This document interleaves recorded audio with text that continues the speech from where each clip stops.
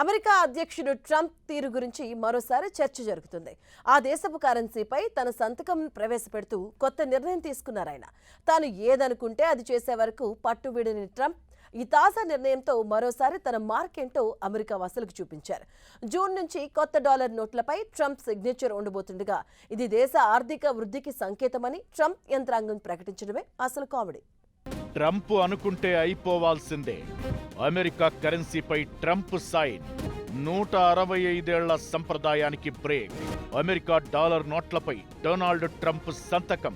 America అధ్యక్షుడు Trump తన ముద్ర అమెరికాపై బలంగానే వేద్దామనుకున్నట్లు కనిపిస్తోంది.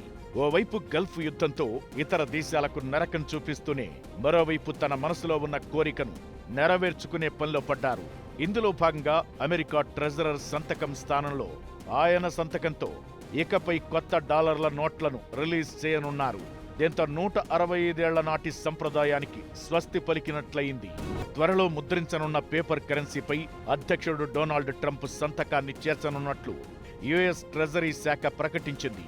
అమెరికా 250వ స్వాతంత్ర్య వార్షికోత్సవ ప్రణాళికల్లో భాగంగా ఈ చారిత్రక మార్పుకు శ్రీకారం చుట్టారు. అధికారంలో ఉన్న అధ్యక్షుడి సంతకాన్ని కరెన్సీపై చేర్చడం ఇదే మొదటిసారి. ట్రెజరీ శాఖ వివరాల ప్రకారం ట్రెజరీ సెక్రటరీ స్కాట్ బెసెంట్తో పాటు అధ్యక్షుడు ట్రంప్ సంతకం ఉన్న తొలి $100 నోట్లు ఈ ఏడాది జూన్లో ముద్రణకు వెళ్లనున్నాయి. రాబోయే నెలలో ఇతర విలువల నోట్లను కూడా విడుదల చేస్తారు. విశేషమేమిటంటే 1861 నుంచి కొనసాగుతున్న సంప్రదాయాన్ని పక్కనబెట్టి ఫెడరల్ కరెన్సీ నుంచి యుఎస్ ట్రెజరర్ సంతకాన్ని తొలగించడం ఇదే తొలిసారి. అయితే ఈ నిర్ణయం దేశ ఆర్థిక పురోగతికి అద్దం పడుతుందని చెప్పడం అన్నింటికంటే పెద్ద హైలైట్.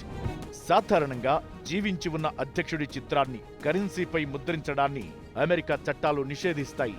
అయితే ఇది సంతకం మాత్రమే కావడంతో US commission of fine arts ఎలాంటి అభ్యంతరం చెప్పలేదు. మరోవైపు ఈ నిర్ణయంపై డెమోక్రాట్ల నుంచి తీవ్ర విమర్శలు వస్తున్నాయి.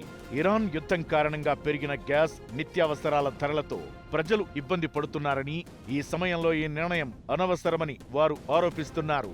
పెరిగిన ధరలకు ఎవరికి ధన్యవాదాలు చెప్పాలో ఈ సంతకం గుర్తు చేస్తుందని డెమోక్రాట్లు ఎద్దేవా చేస్తున్నారు. అయితే ఇవన్నీ పట్టించుకోవడం అనేది ట్రంప్ డిక్షనరీలో లేనేలేదనేది అందరికీ తెలిసిన విషయమే.